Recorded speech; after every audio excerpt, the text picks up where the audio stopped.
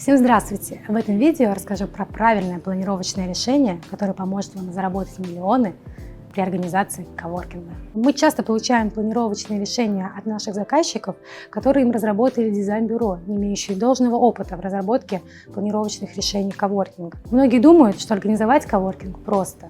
Купили пару столов и стульев, несколько цветов и все. На самом деле это не так. Успех коворкинга начинается с правильного планировочного решения. Так давайте рассмотрим топ-3 ошибок, которые могут стоить вам миллион. Первая ошибка – это неправильно разработанное планировочное решение, которое не учитывает особенности локации и спроса. В одном коворкинге целесообразнее организовать open space, в другом коворкинге преимущественно мини-офисы и офисы на команды. Вы спросите, в чем же здесь ошибка? Неправильное зонирование напрямую влияет на доходность коворкинга. Вторая ошибка, когда в планировочном решении много красивых, но неудобных рабочих мест. Например, много барных решений. Дизайнеры зачастую любят организовать много таких зон, чтобы привлечь визуальное внимание резидентов.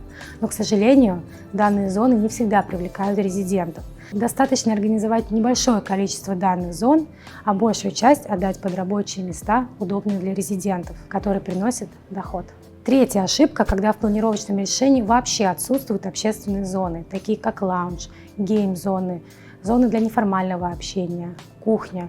Отсутствие данных зон превращает коворкинг в бизнес-центр. Важно организовать данные зоны, где резиденты могут проводить совместное время, налаживать деловые и личные отношения. Наличие данных зон повышает привлекательность коворкинга, увеличивает спрос и, соответственно, возможность повышения тарифной линейки коворкинга. Получаем, что гибкость и эргономика пространства – это залог финансового успеха проекта. Чтобы не наделать ошибок, которые я описала выше, прежде чем начать разработку планировочного решения, необходимо провести многофакторный анализ, изучить местоположение, изучить характеристики объекта, его сильные и слабые стороны, определить конкурентное окружение, все это сделать с целью получения класса и целевых групп коворкинга. Мы в управляющей компании Page проводим многофакторный анализ, который разработали совместно с Best коммерческая недвижимость и опираясь на свой операционный опыт. Только после данного анализа, получив полное представление о рассматриваемом объекте, мы можем приступить к разработке планировочного решения. Не просто планировочного решения, а экономически выгодного для заказчика,